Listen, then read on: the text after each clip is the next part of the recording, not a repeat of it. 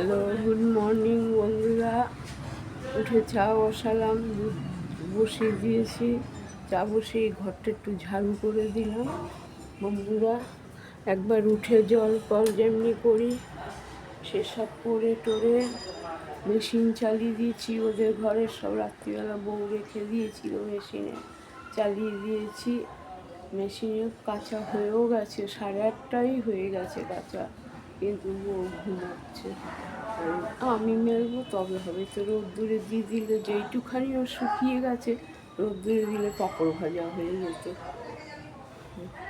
পাঁপড় ভাজা হয়ে যেত। যাই হোক বন্ধুরা, পরে আসি।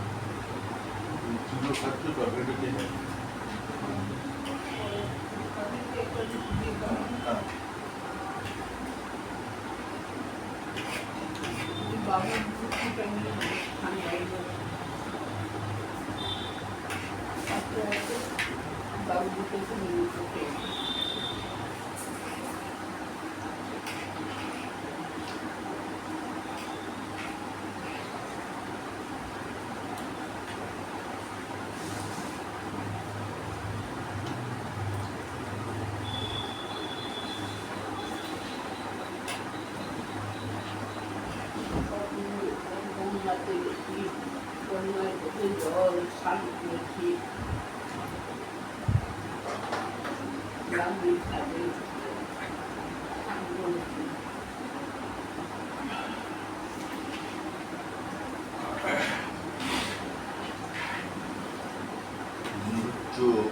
ঘাটের মাল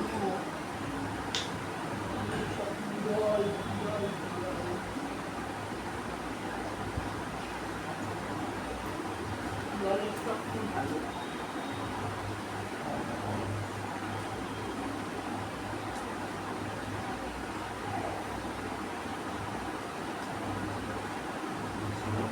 স্বপ্ন দেখছি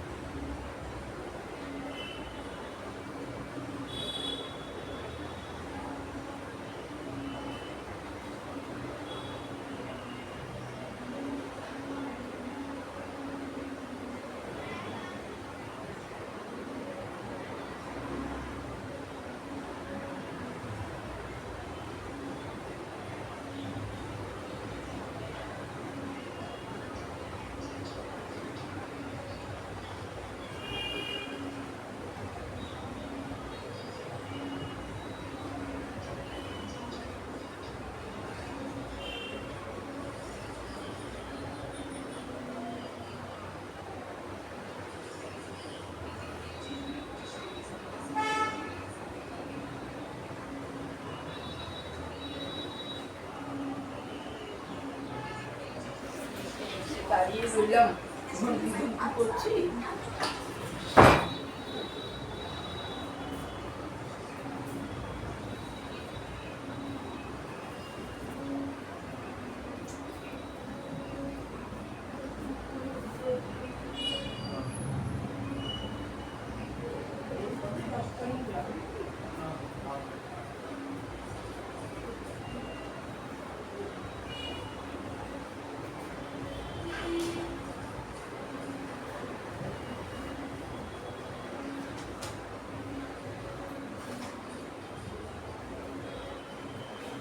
চাদর দুটো একটু ছেড়ে রোদ্দুরে রেখে দিই। ভাবছি যে এটা কোথায় রাত্রে আমি লাগিয়ে দেখি, করতে সুবিধা হয় আমার। আর এমনি তো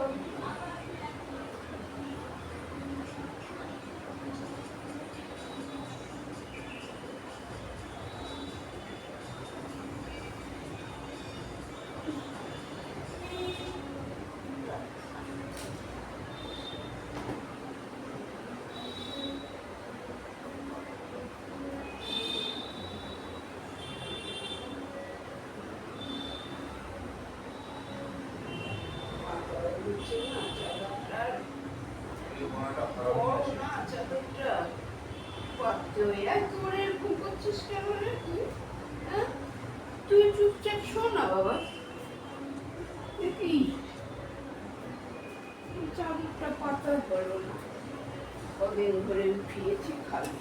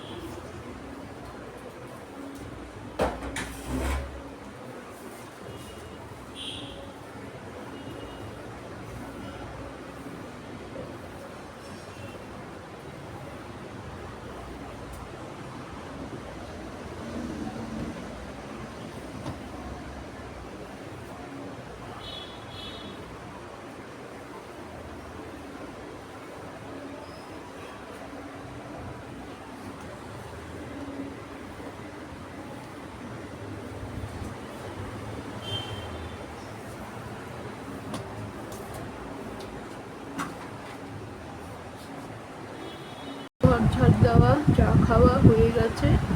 বন্ধুরা যাই আগে বিক্রির দোকানে, বিক্রিওয়ালা খুলেছে কিনা। বারান্দাটাতে সব জঞ্জাল করে রেখেছি। আজকে প্রায় 15-20 দিন ধরে বন্ধ। ওরা ওই ঈদের যে দেশে গিয়েছিল, বাপ্পা রোজ গিয়ে ঘুরে ঘুরে আসে, বলে মা বন্ধ বন্ধ না খালি করলে এমনিতেই বারান্দাটা জঞ্জাল, যত রাজ্যের যার জিনিস সব বারান্দায় জমা। আর আমার কিছু না, আমার ওই প্লাস্টিক, দুধের প্যাকেট, ওষুধের ছিলকা, এসবগুলি ভাঙা কৌটো পাউটি রাখি। ওই বাপ্পা নিয়ে দিয়ে আসে ফেরিয়ালের দোকানে 20 টাকা 30 টাকা চা হলো, 2-3 বার যে চা খায় বিকালে, দিয়ে বাইরে ওর পয়সা, চায়ের পয়সা উঠে যায়। আর কিছুটা ফেলে দিলেও দিতে পারে। ভবানীপুরে তো আমাদের গলিতেই আসতো প্রত্যেক দিন ফেরিয়ালারা, সব জমিয়ে রাখতাম। তার দোকানে থাকতো, দোকানের সাদা কাগজ, রিজার্ভ মানে খারাপ কাগজ, মেশিনের পাশ যেগুলো খারাপ, অ্যালুমিনিয়াম, তারপরে পিসবোর্ডের যে কার্টুনে আসতো মাল, সেইগুলি থাকতো 10 টাকা কিলো বিক্রি হতো। আর সাদা কাগজ 12 না 14 টাকা করে কিলো বিক্রি হতো। মানে প্রত্যেক মাসে 1000-1200 টাকার বিক্রি হতো। বাজারের পয়সাটা তো উঠে যেত। আর ছেলেরা বকে, বলে ফেলে দিয়ে কেন ফেলবো, অযথা তার চেয়ে বিক্রির দোকানে দিয়ে আসি, যা পয়সা পাই 1000-1200 টাকা উঠতো। বাজারের পয়সা তো একটু উঠে যেত, 15 দিনের 10 দিনের উঠে যেত। এরা বোঝে না, আজকে হিসাবে করে চলেছি বলে আজকে এই ঘর দুয়ার করতে পেরেছে। তাও তো প্রথমেই বলেছিলাম রং করে ঢোক, কারণ তখন জিনিস ছিল না। শুধু ওই বাড়ির থেকে এই কাঠের ভাঙা আলমারি, গডরেজের এই আলমারি, বড় একটা আলমারি, এই দুটো আলমারি, আর ওই ঘরের একটা হাফ আলমারি, আর বারান্দা যে কম্পিউটারের ডেস্কটা আছে সেইটা, এইটুকু আনা হয়েছে। আর আমার ঘরের এই খাটটা ওই বাড়িতে পেতে শুতাম আমি। বাবা মার্কেট থেকে 1000 টাকা দিয়ে এনে দিয়েছি ফ্যান খাটটা। কেন আমি মাটিতে বসলে তো উঠতে পারি না, মাটিতে বসলে এতে বসলে আমি ঝট করে উঠে বাথরুম বলো টয়লেটে যেতে পারি। এইটুকুই শুধু নিয়ে এসেছিলাম, আর কিচ্ছু ছিল না। আর ওই যে ওপরে একটা টিভি, ওপরে একটা সোনি টিভি ওই বাড়ি। মানে আর কিছু ঘরে থাকুক না থাকুক, 4-5টা টিভি আছে, আর কিছু থাকুক, কিন্তু কাজের জিনিসের এ করেনি। বলেছি এত সব ঘরে টিভি না রেখে ঘরগুলিকে রং কর। রান্নার ওখানে তো জলটাগুলি খসে খসে, ওই যে জলেতে ঠান্ডাতে খসে খসে পড়ে যাচ্ছে জলটাগুলি। কে ভাই আমার কথা শোনে? আর চালটা ধুই, ধুয়ে চায়ের বাসনটা ধোবো। এই হলো কথা। এখন রং করতে পারবে? এখন এত দাম রঙের, 4টে ঘরে রং প্রায় 1.5 লাখ টাকার উপরে লাগবে। ওপরের আন্টি করিয়েছে না, কোম্পানিকে দিয়ে দিয়েছে, রঙের কোম্পানিকে, ওরাই সব সরিয়ে টরিয়ে রং করে গুজগাছ করে দিয়েছে। 1.5 লাখ না 1,60,000 টাকা লেগেছে, একদম সুন্দর করে রং করেছে। আর আমাদের পাঞ্জাবি আন্টির থেকে তো আমাদের ঘরে বেশি সমান। আর ছোট্টদের ঘরে তো পিছন ঘুরানো যাবে না, একবার যদি একটু পা দিয়ে ঢুকবে না, ঘুরতে পারবে না। খাট, ড্রেসিং টেবিল, দুপাশে আলমারি, তারপরে যত রাজ্যের ব্যাগ, ভর্তি ব্যাগ, জামা। 4টে তো এখানে এনে রেখেছে, বারান্দায় এনে রেখেছে 4টে ব্যাগ বারান্দায়। আমার শুধু বিক্রিগুলি রয়েছে, নিয়ে গেলেই ঝামেলা কত বাবা। ওই জন্য মাঝে মধ্যে ছোট্ট আমাকে শুনে বলে বারান্দা যা আছে সব ফেলে দেবো। ফেলে দে বাবা, আমার কি গেছে, ফেলে দে, ফেলে দে, কী হবে? এই যাই হোক বন্ধুরা, এ করি এখন, গিয়ে কাজে হাত দিয়ে দিই। হ্যাঁ বন্ধুরা, কাজে হাত দিয়ে পরে আবার তোমাদের সাথে কথা বলবো।